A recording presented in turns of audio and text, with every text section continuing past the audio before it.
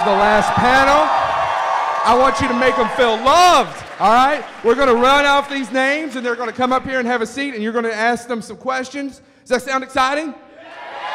Good. So for the last time, you're going to ask you to stand up and show some respect for Paul Brook, David Barclay, Femi Taylor, Tim Rose, Corey D. Williams, Michael Carter, Gerald Holm.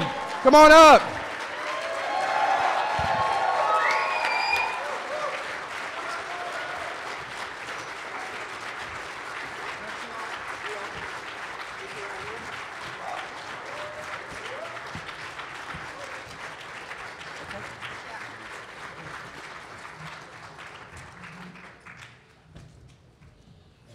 Okay, so you want to start off now? Yeah, we ready? Who has questions ready to go? I'm not even going to do it. Who's ready? Yeah, but we got a Whovian up here too. Which one should I? So, I don't know. I'm kind of a pansy guy, so I doubt if I'm going to be able to reach it all the way back there. We're going to try. Have you guys seen this before? No. What we do is the microphone's in here. We're going to throw it, and they'll throw it back and forth at each other, and they'll try to hit each other in the head, which is amazing. It's kind of like slaughter ball, dodgeball. Oh, that's so cool. Have you seen that? That's so cool. If you never acted in Star Wars, how do you think your life would be like? Wow. Did you guys hear the question? Okay. Maybe not all of you. Okay. I have 10. That's okay. If you had never been in Star Wars, what would your lives, how do you think it would have changed your lives? That's a very philosophical question. Sir, that's what we call an existential question. Yeah. Go home and Google it. How many hours is it? We've got 45 minutes. You got 45 minutes. I'd be lying on the sofa with my dog at this moment. All right, that's the answer. They're all going to be lying on the sofa. For me personally, Star Wars launched my career. So I've been doing films for almost 40 years now, and getting involved with Yoda and Stuart Freeborn and Frank Oz, that started everything for me. So my life would be, I think, very different if I hadn't been involved with Star Wars. Okay. Well, my first plan was that I was going to. There was an old post office in upstate New York there, and I wanted to open my own little pizza shop there because I love pizza, so I thought when I grew up I'm going to make pizza. And I guess if I never ended up doing all the puppets, maybe I'd have Tim Rose's pizza shop now. I can tell you about how Star Wars changed other people's lives. I've just been chatting with Dave. We both worked on Little Shop of Horrors as puppeteers. I've actually got a call sheet at my table, plus photographs, and there were 6 Star Wars actors who worked as puppeteers on Little Shop of Horrors. And I want to tell you about one of them, called Don Austin, who's a brilliant puppeteer because he was a brilliant actor. We used to work for a company called Polka Children's Theatre, and we were all actors to begin with, but Polka used a lot of puppets, so you had to learn how to be shadow puppeteers, marionettists, glove puppeteers, all kinds of puppeteers, because you used those. It was a way of making it look like you had a cast of thousands with 4 people in the show, right? Now, a lot of people who started off as actors learned puppeteering, like Don Austin, at Polka Theatre in Wimbledon, where I live. They stayed on being puppeteers afterwards. Some of us stayed being actors, like myself, because that was my passion, doing occasional puppeteering. But their lives changed when they started doing things like The Dark Crystal, Labyrinth, Star Wars, and they became permanent puppeteers. And a lot of them, went on to run the companies. Austin was the Ghost of Christmas present in the Muppets Christmas Carol as well. There you go. So you would have seen him there. Now I'll take a minute just to show you this one example, and then I'll shut up. I saw a marionette version, Dave, of The Wind in the Willows. You all know Wind in the Willows? And you've got these typically English characters like Mr. Toad, and Mr. Toad is very... And the director of that show had the puppeteers and the characters in the same costumes. So Mr. Toad, he was typically an Englishman. He had a boater, a straw boater, striped, multicolored blazer, right? You can picture the scene. And Mr. Toad the puppet, Mr. Toad the puppeteer had the same costume. And the director said, I don't want you to pretend you're not there to the actors. You know, I want to see you as well. You know, sometimes puppeteering is, and the puppeteer pretends they're not there. But Don Austin was responsible for one of my favorite all-time moments in the theater, and I'm going to describe it to you. It was the beginning of the second act. He came in with Mr. Toad, marionette, right, strings, and he did this. Whoop. So Mr. Toad fell over, and there was total silence, and Mr. Toad did.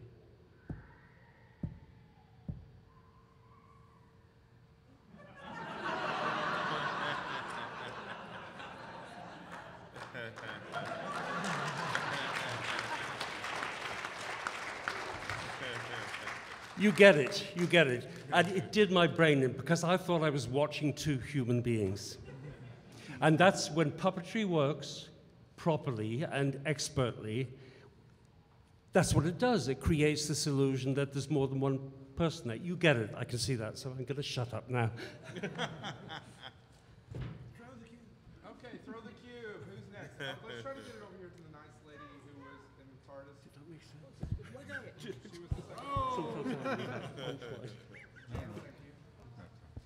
Yes, TARDIS. Hi.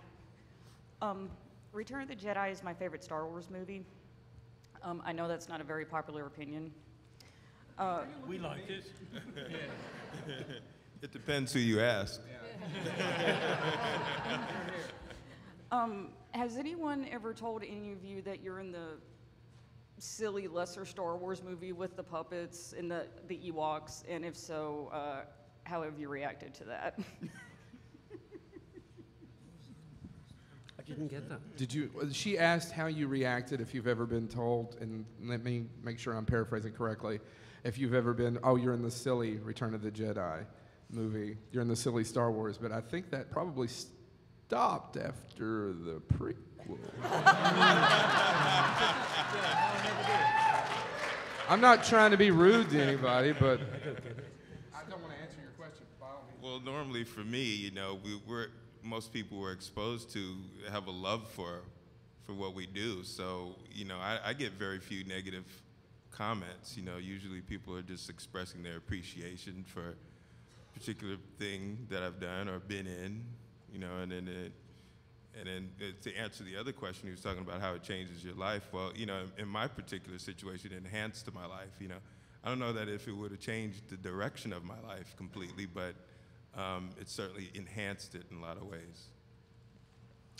Yeah. Anyone else? Okay.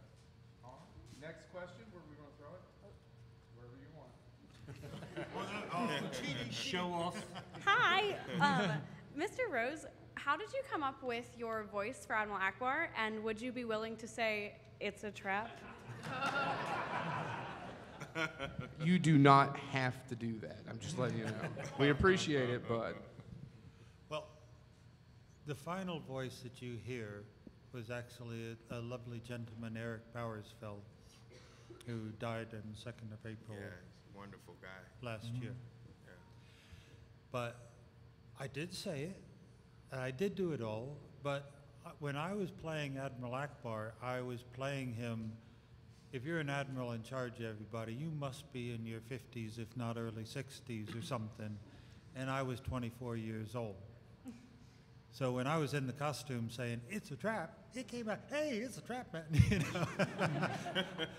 I was really happy to get over-voiced on it because Eric finished it off. You know, that man, he'd been around the block. He had that proper gravel to the voice that, you know, age and experience will give you. That you have now. I think he said it something like, it's a trap. Which I can do much better now than I could when I was 24. I'm ready now. I'm ready to do it. Thank you.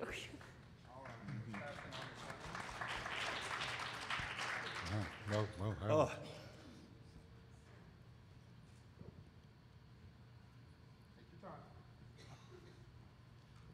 I'm going to try not to be emotional. Okay. okay. Oh, go ahead, be emotional. Be emotional. It's fine, sir. Yeah. Don't make us emotional, though.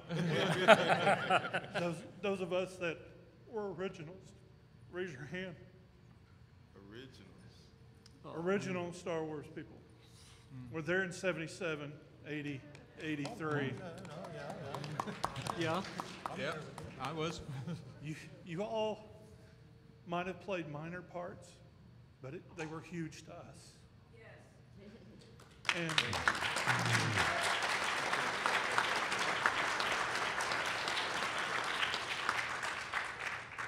I was speaking to this gentleman here, he's got his son, and his favorite movie is Return of the Jedi, and I feel so blessed that you guys were a part of that, and that this next generation that's going to take over when we go by the wayside. I wanted to say that, so I'm glad I didn't totally break down. But I got to speak with your dad yesterday, Corey, and I at a Q&A, and I asked a question. I'm going to ask this of everybody, and hopefully it won't take forever, but I asked your dad, I didn't ask him a Star Wars question. I asked your dad, who was his influences? Who inspired him to be the actor, the painter, the artist that he is? And I like to ask that of all of you all. He had a great answer, and his answer was his parents, his sister, his grandmother. Yeah. So, but I would love to ask you guys Star Wars questions, but you've heard them all. But I'd like to hear who influenced you. And I would have to say him. Absolutely, absolutely. But I am a musician. I'm a bass player. You know, I've been writing songs since I was 10 years old, and so I was influenced by a lot of musicians, Sly and the Family Stone, and Jimi Hendrix. Many people throughout my life listening to music and playing music. So music has always been part of my journey, and sort of music and Star Wars kind of came together at some point. That's why I'm here. It was fortuitous, really, but. Me too. I went to university and I got a degree in acting and directing and everything. But my dad was into radio-controlled airplanes, so he had a whole workshop there. And when I went to work for Muppets and they needed stuff built, I knew how to plug in the servos and I knew how to do that. And I'd always, my whole life, I'd just been picking up things and trying to build things. And so it was my dad too, yeah. For myself, hi everybody. I know I've been really quiet. But for myself, I always knew what I wanted to do when I was 4 years old from the first dance class. And that sort of passion, the spirit that I had within, allowed me to find my journey and for my first job when I was 17. I went to dance school, I trained as a dancer, and I got into this first West End show, which was an American cast, an all-black cast. And I'm adopted, and I was back in the 60s. There weren't that many black people around where we lived in England. So I sort of, when I first joined an all-black American cast, suddenly I got an inspiration. I felt that I felt home. I thought that, gosh, look at these amazing people. I had amazing people around my life. I had a wonderful family. But it inspired me and it disciplined me. And that was sort of beginning of my new journey. And then from that, I did a couple of films, and I got an original cast of Cats, and then I got Star Wars. So I guess what I'm saying is the people around me really were inspirational, but when I was like 17, I really got it, and I thought, okay, I know what my calling is, and these people are showing it to me, if that makes sense.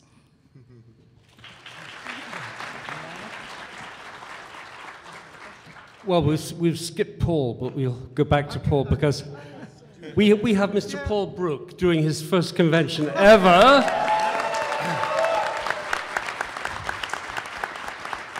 And I want to say that I don't know about you guys, but I've seen this guy in films and television for as long as I can remember.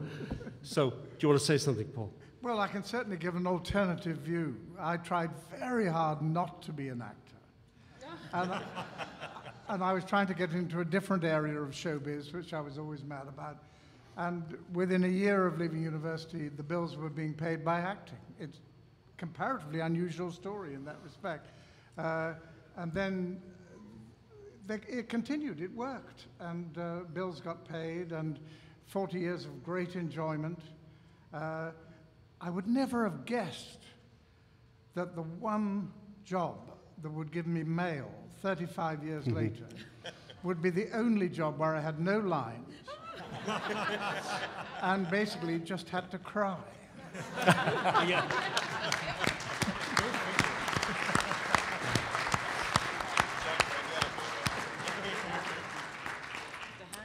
Okay, I grew up literally at my mother's feet, watching black and white films from the 40s at my mother's feet, and I thought then, when I was a child, that's what I want to do in my life. Also, to get a bit esoteric, the French singer Edith Piaf, anybody know Edith Piaf? Hearing her sing in French, I thought, I didn't understand a word of it, but I thought I want to do to people what she made me feel. But I was too shy for all the Padawans out there. Any kids? Where are the kids? Put your hands up. There's a few. You're a bit old for a Padawan, but I'll count you. Okay. I was too shy to say I'm going to be an actor. So I was a school teacher first for 3 years before I got up the courage to go to drama school. So the message there for the kids is, hang in there. You will eventually do what you want to do. But also to finish the Edith Piaf thing, I wanted to make people feel what she made me feel. And I think I might have achieved it to a minor degree once or twice in 40 years. I'm a bit like Paul. I sort of got into acting by accident. I was forced into some school plays and did them. And some people said, you could be a pro. But I had no idea what I wanted to do at the end of my school years. And I did, amongst all the usual applications, I applied to a drama school, one drama school. I thought I'll do one audition, and if I don't get in, and the odds are I won't get in, then I'll forget about it. I won't be an actor. So I did the audition, and I got in. And it was kind of signed and sealed from that point onwards. And I became an actor really by accident. And as far as the whole Star Wars gigs are concerned, I mean, I think about, I was very busy at that time when Jedi came along. And I had no idea what it was that I was letting myself in for. And had I known, I might not have let myself in for.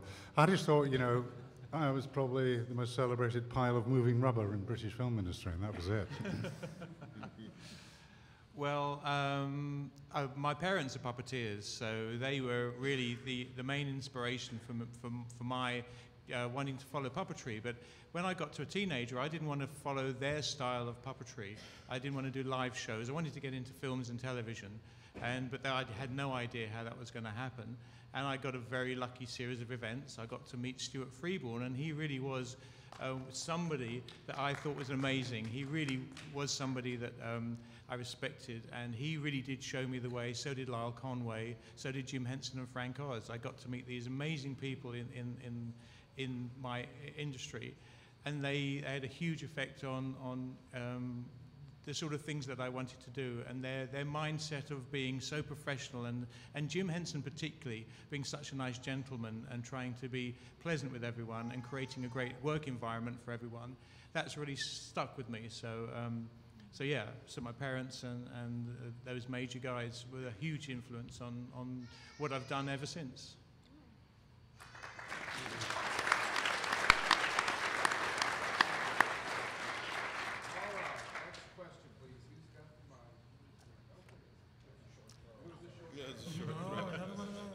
So being part of the younger generation, I love the prequels. I grew up watching those.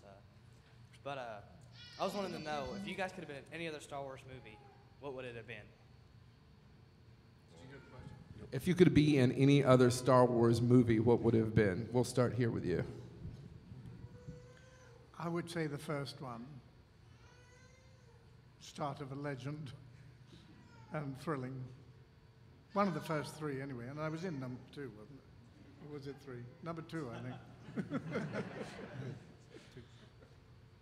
Well, I think probably Empire Strikes Back, I would have to say, because it's when Lando Calrissian was introduced, and you know, I wish I had been able to go to Europe and England and spend time with my father when he was there, and then do something in it. But you know, I'm really happy to have been in Return of the Jedi because it's one of my favorite movies. It was really rough shoot, you know, being out in the desert for 2 weeks and inhaling sand every day and getting sand in places that you didn't think you could get sand. Yeah, places.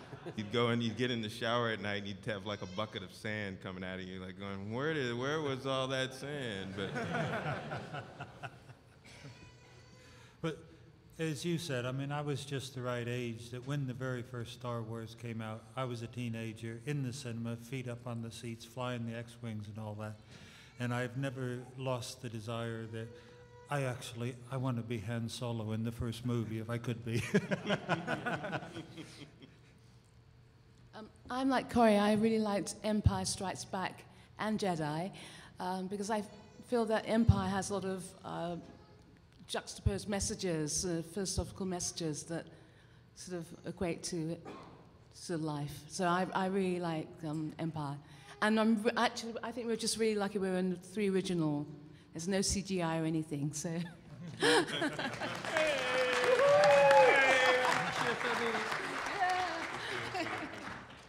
I'm kind of happy with what I got, unless I could have worked with Owen Kirshner. I think it's no accident that many people say their favorite Star Wars film is The Empire Strikes Back, which was directed by a man who knew how to direct actors. Yeah. And I'm going to say no more about that. But you know what I mean. Yeah, I'm happy with The Jedi, but I think the first one, simply because it was such a kind of revolutionary film. It was just so different, it changed so much. And I didn't see it when it came out because I was working in the theatre, so in those days, if you didn't catch it in the cinema, you'd had it. You know, there was no DVD, it wasn't going to appear on TV, you'd missed it. But everybody was talking about this Western called Star Wars, space Western. I thought, what the hell are they talking about? You know, and I saw the occasional excerpt. I saw the fight in the corridor. That was always shown in television. And I thought, that looks interesting. That looks interesting. But I had no idea what it was. No idea at all until I saw it years later.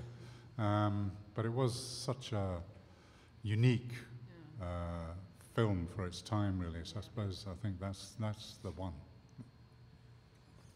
Yes, having worked on Empire and Jedi, I think it probably would be the first one, A New Hope, or when I saw it was just called Star Wars.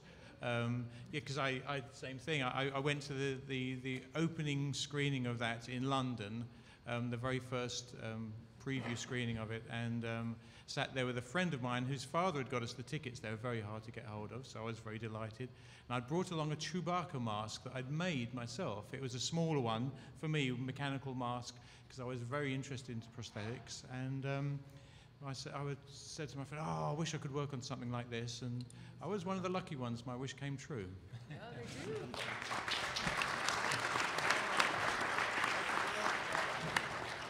This man is holding a weapon. Give it to him. You gotta put the lightsaber down. Dude. Yeah. Somebody should have told Luke that. Keep going. Okay. Hello, my name is Trevor Harold. I have a question. I know, at least at the time, and this may still be the case, but at least at the time, the Jabba the Hutt puppet, as I've read, was the most expensive prop in film to that date.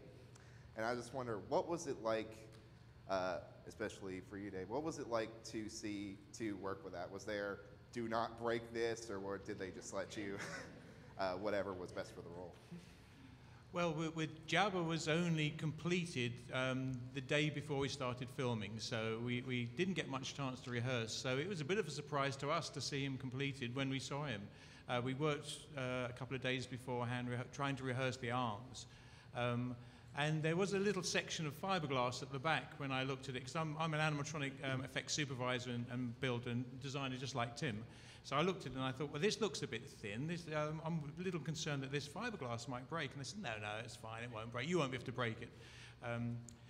As Carrie is strangling Jabba in the bard scene at the end, that piece of fiberglass broke, so I felt vindicated. Dave's absolutely right. We did rehearse, I don't know if Tim remembers this, we rehearsed for 2 days before we started filming. We rehearsed on a Friday and a Saturday morning. Do you remember that? And it was just us. I'm credited as a mime artist, right? There are 9 of us. Puppeteers, mime artists, hardly anybody else. Do you remember that day? Yeah. No carpenters, no fitters, just us rehearsing. And what I remember about Jabba was the eyes. We were watching the eyes trying to be worked, and this incredible mechanical noise, one eye going that way, one eye going that way. And we thought, this is never going to work. But by the time Monday came around, it did work. But yeah, we were supposed to be heavily featured, all us creatures. But once everybody else came in, the extras, the crew, the costume people, 180 people, we kind of all disappeared into one blob, really. Dave, how many people in total was Jabba? We had usually about 6 people performing Jabba. So there was me, Chief Puppeteer, doing the voice on set in this typically English, rather high voice for Jabba. And then next to me was Toby Philpott, that we had worked with on Dark Crystal. And then we had Mike Edmonds, who was one of the Ewoks. He was actually operating the tail. Then we had Mike Osborne. We had Bob Coppinger and Bob Keane and John Coppinger, got their names mixed up, doing the radio control. So they did eyes. Jez Harris had worked, actually built the eyes, and once in a while covered for one of those guys. And then I think it was the person who got into the workshop the very last of each day who had to put all Jabba's goop all over him, because nobody liked that job, and so that's what they had to do. So Mike Edmonds, who's down in the tail, he's jammed inside of this Jabba tail, and all he has is a little black and white monitor, and you spend hours in there. Yeah. So his favorite thing was Salacious. I'm jammed under the next bit with my arm up through the set with Salacious on me, and he could see him on the monitor. So in between takes, all of a sudden I'd hear, "Batter up," like that, and he'd get the tail and swing it back, and he'd swing it across and try and knock Salacious off my arm, because he knew if he could get it off, I couldn't put it back on again. I'd have to wait for him to come and dress again. And he got endless enjoyment out of that, Mike. I could hear him laughing away in there hour after hour. Can I just say, they were the lucky ones. I never met the Rancor until today. And the first time I even saw what he looked like was when I saw the film. I was all alone on a rostrum, blue screen behind, head up a bit, to the right, up a tidge more. You're now looking at the Rancor. No, I'm not. That's real acting. I didn't know that was blue screen. I didn't know that was blue screen. What were you going to say? Well caught. Okay, so, Mr. Rose, how did you think of the new Yoda puppet from The Last Jedi? I loved it. I've met several people here. Not everybody realized that Yoda in The Last Jedi was Frank Oz once again. And I thought, because for me, it was my Jedi night, okay? I mean, that was the man, when I was a young man, I watched every move this guy made because I was trying to learn how to be as good as he was. So he was my Jedi master. And to get him again with him and Mark together, for me, that was my favorite bit of the whole film. And there was also, there's this whole thing of animatronics and CG taking over and all of that. And I was in the Netherlands when the film came out, doing the opening there. And I got to talk to one of the young guys who was a CG guy who did that fabulous stuff with the red salt spinning up as they go and attack and all that. So we talked a lot about animatronics and CG now and then, and how we're being replaced for the most part, you know, and I would like to keep going as long as possible. But it was Yoda in the movie. He turns to Luke and he says, "You have to understand." Oh, now I'm going to get all emotional. The apprentices will always pass the master. Oh. It's like, God damn it, I got all those kids so excited, they've gone and put me out of a job now.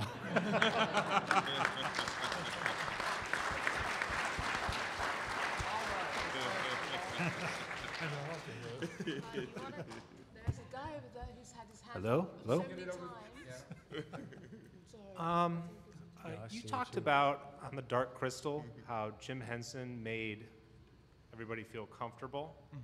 And I was wondering if you all could comment about if there was anybody like that on the set of Return of the Jedi, and 'cause I imagine it was some of your first, maybe even experience in cinema or things like that, and what that was like for you, or? Yeah, for me, I think it was my third film. So, and Dark Crystal was unique because it was all puppetry, and it was focused on getting the best and the easiest situation for all the puppeteers, because it was very complicated. It was very difficult. We were doing stuff that no one had ever tried before. So there was a whole approach to that film that was unique to Dark Crystal, I think. Even compared to Labyrinth, it was unique. And so moving on to Return of the Jedi was like moving on to a regular film set. And there was a different flavor to that. There were more important people than the puppets on set. And so they took priority, where on Dark Crystal, all the puppets took priority. So it was a slightly different approach and a different mental attitude.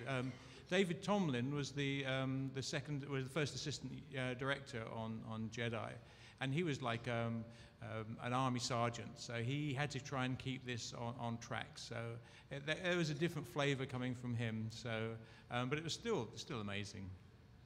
Okay, she's right. There's somebody's head with their hand up back here. See how far you can throw it. Do not take out a line. 100-yard pass.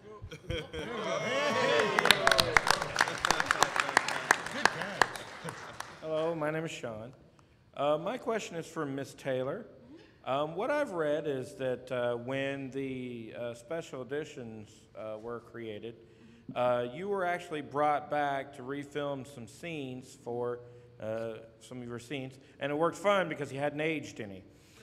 If you could, please just share the story a little bit for us, if you could. Oh, say it then. No, it's quite an amazing story. And I apologize for people who have heard the story before. But I was getting really bored of being in London, and I asked my friend who was living in New York if I could go over and just spend some time with her for a few days, and I did that, and I didn't tell anybody. I didn't tell anybody I was going, not even my parents, nobody.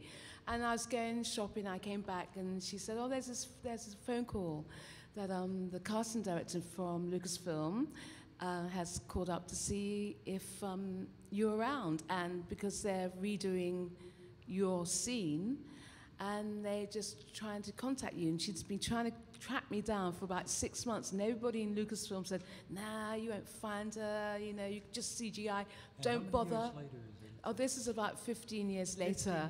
15 years later, and they said, "Don't bother." And something said to her, "Keep going, I'll find Femi Taylor." So she tracked me down, and I thought it was sort of a joke, so I called her back and she said, yeah, this is Robin Gerland, and we're going to redo your scene, and have you changed? And I went, "Oh, well, you know, back then I was 36, and I thought, well, you know, I'm a woman now," and they said, "We want to, we want to see what you look like, because we need to merge your scene together with the original when you did it in 82. Or 83 or 81, I can't, please correct me on this. When was it? 82. 82. And so, they tracked me down, and I went back to San Francisco to Industrial Light and Magic to to add extra to the scene. And I'm really glad they followed through my death scene, because I felt originally the dance routine worked more than the three singers and did the new song and I'll be quiet. I'm so glad that you saw Ula meet her death with the Rancor. But that was the story. I was tracked down, and I just don't know how she found me where I was, because my friend was staying in the Chelsea hotel. They were so worried that 15 years later, she was going to be fat and middle-aged. And Femi is so into the dancing and everything that she hadn't changed a bit, and they couldn't believe it. Yeah, and they said, you have to put everything you have to put on.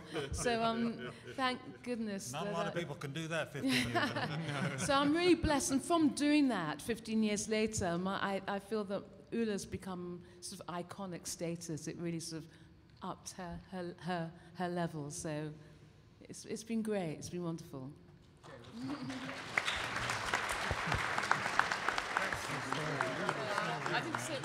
We've got time for just a few more questions.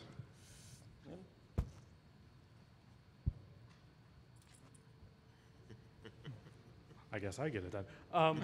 Considering all the stories that you've heard from your colleagues throughout the years and being at conventions, is there anybody that you would ever want to trade places with if you ever had the chance to go back in time? Trade places within Star Wars, Yep, or in the just Star Wars. like throughout just in the Star Wars. time? If I you- want to if- be. Considering your colleagues that are on the panel right now, would you ever want to, like, man, I would really love to do what they did. Like, we have puppeteers, we have set designers, we have, people in certain roles. Would you ever sit there and go, you know what? After hearing all the stories of what they did, I'd really love to do that. Interesting. No. We both said no. So the answer is no? No. Well, if I had had the chance to be Lando Calrissian, I would have done it.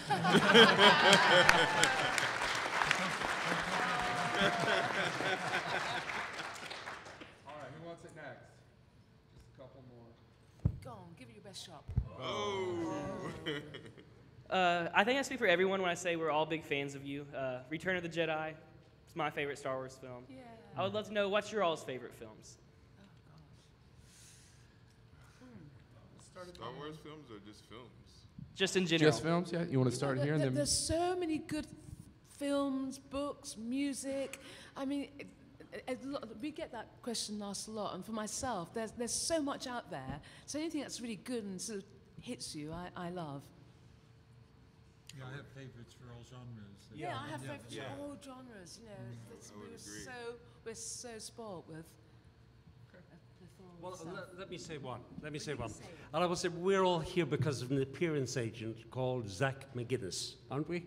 We're all here because of Zach, one of the world's biggest appearance agents based in Dallas. I had dinner with him in Dallas last year, and I said something about Ingrid Bergman in Casablanca, and he said, "What's that?"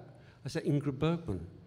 Legendary double Oscar winner, Hollywood." And he didn't know her. Oh, dear. His age, though. But his age, but hopefully, the only positive thing I can say is he's yet to discover this legendary film. If you've never seen Casablanca, see it.